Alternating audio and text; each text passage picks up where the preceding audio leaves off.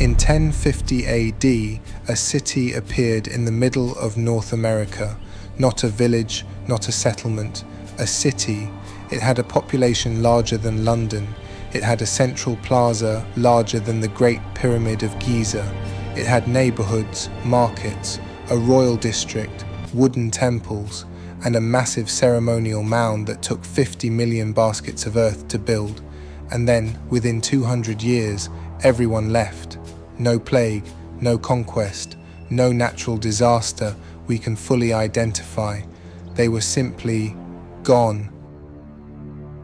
Cahokia sat at the confluence of three rivers, the Mississippi, the Missouri, and the Illinois, at a location that would later become St. Louis, Missouri.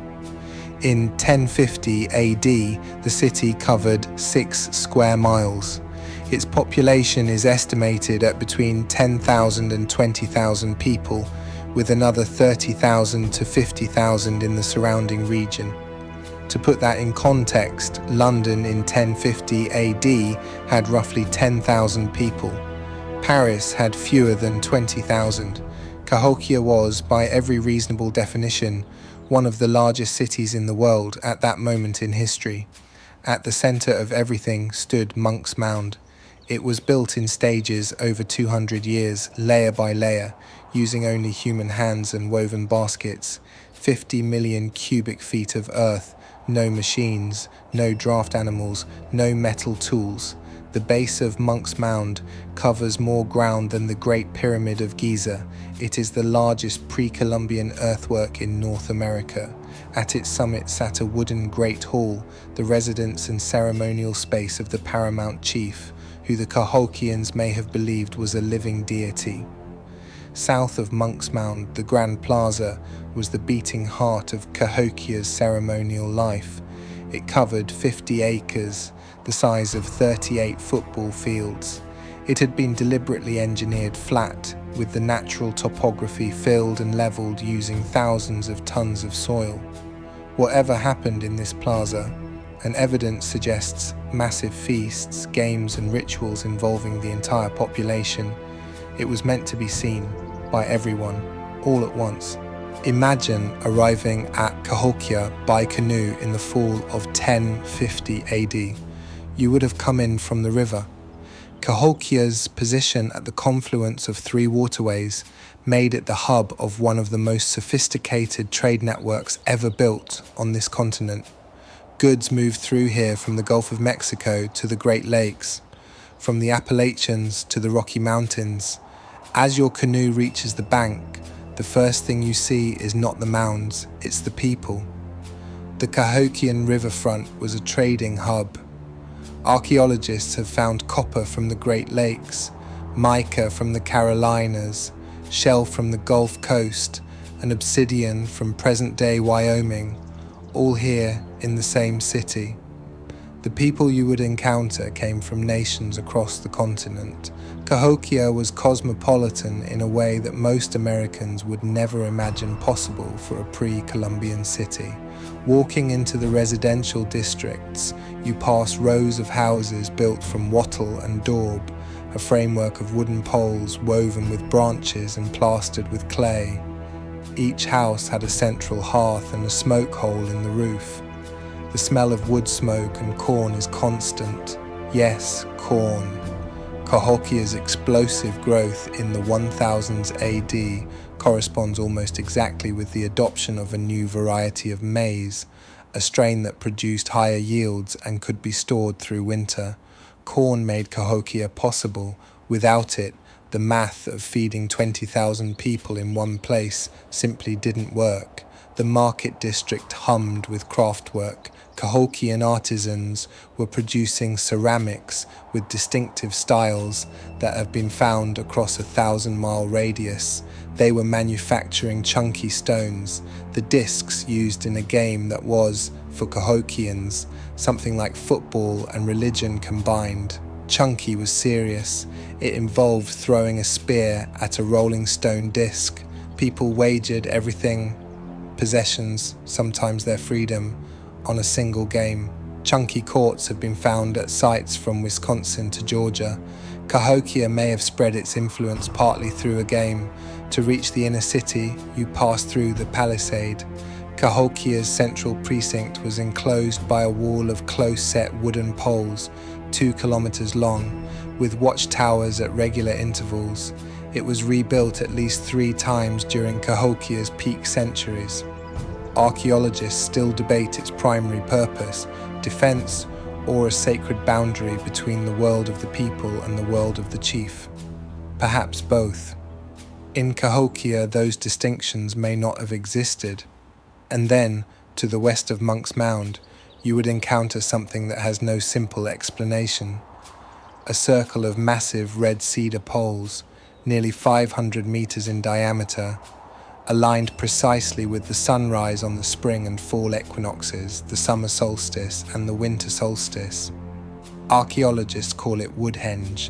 It was likely a solar calendar, a way of tracking the year for agricultural and ceremonial purposes. But it was also something more. Standing at its center on the spring equinox, the rising sun aligns perfectly with Monk's Mound directly to the east. This is not an accident. Cahokia was built with an astronomical precision that we are still mapping. But who actually ran Cahokia? This is where it gets complicated and dark.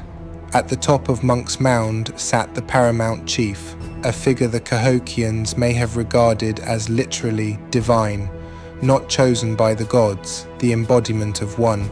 We know this because of what they buried with him.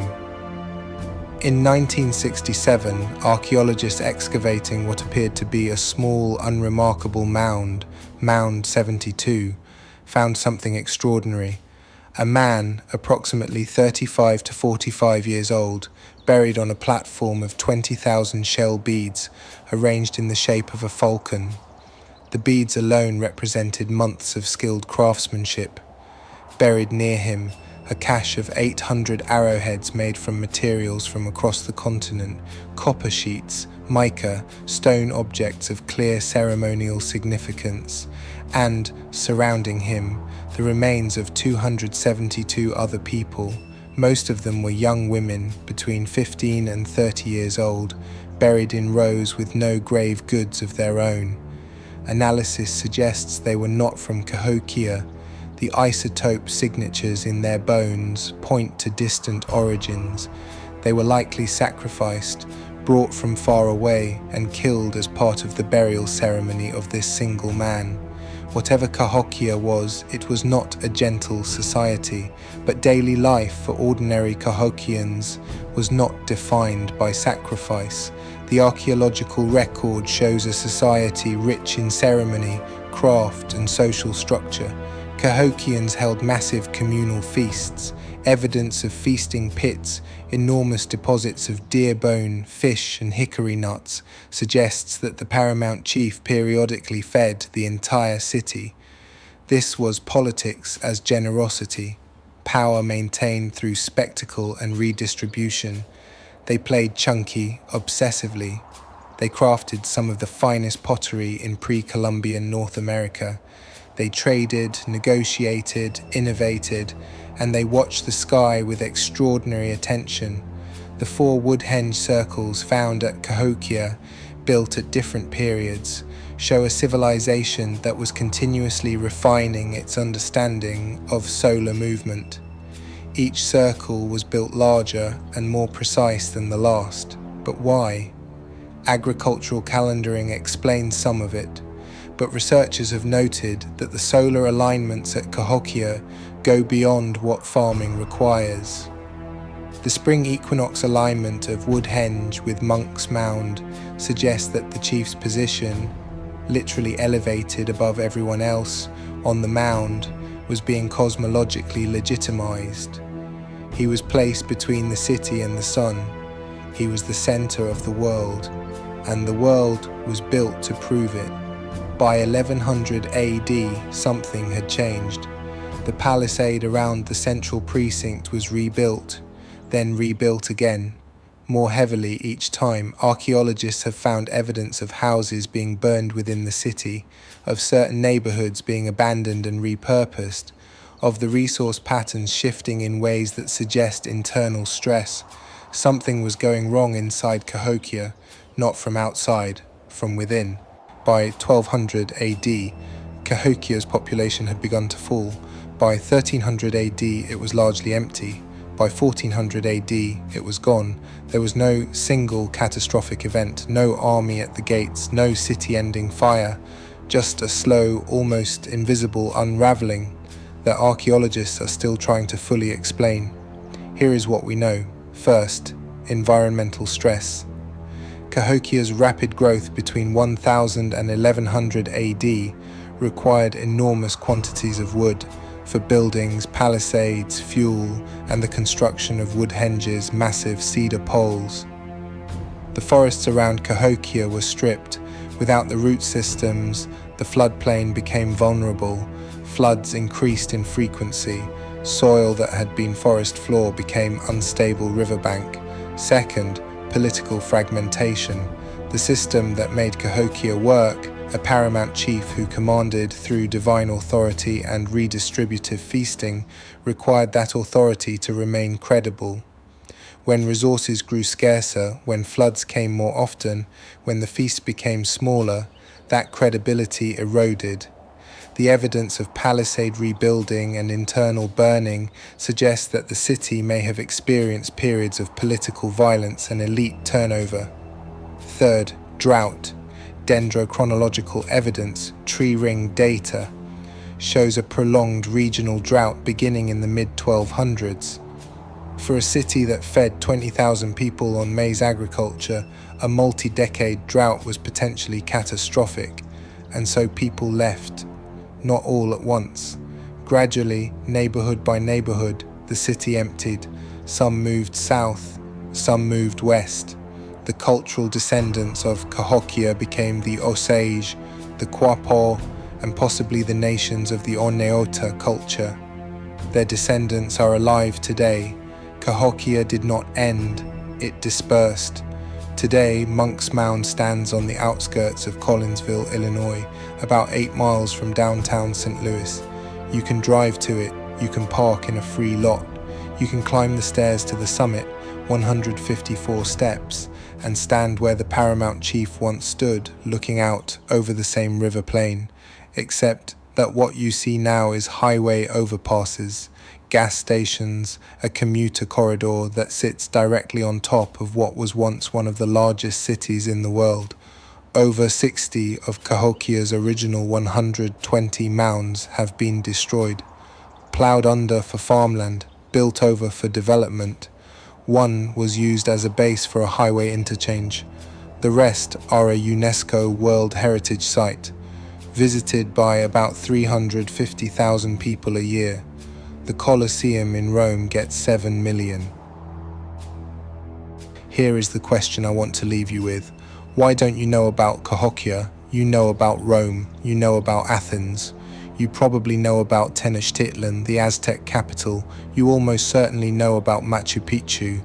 But Cahokia, the largest city in North America before European contact, a metropolis that existed right where St. Louis now stands, a civilization sophisticated enough to build astronomical monuments aligned to the equinox, a society that ran an intercontinental trade network for centuries.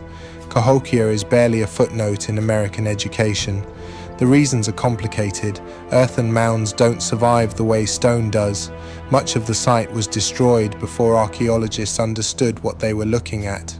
An American history education has not always been eager to complicate its founding narratives with civilizations that preceded Europeans by 1,000 years.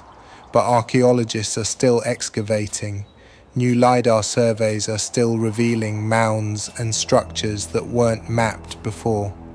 And the descendant nations of Cahokia, whose voices were largely absent from early research, are now central to the conversation about what this place means and how it should be remembered. We know less about Cahokia than we should, and we're learning more every year. One more thing, the LiDAR surveys conducted in the 2000s and 2000s suggest that the area we call Cahokia, The area with the 120 known mounds may be only a portion of the actual urban footprint. There may be more, under the suburbs, under the highway, under the parking lot of the gas station down the road from Monk's Mound. We may not have found most of it yet. Next, a city on the other side of the world at almost exactly the same moment in history. A city of silk, canals and a clock tower that could track the movement of every planet in the solar system. The Song Dynasty capital, Kaifeng.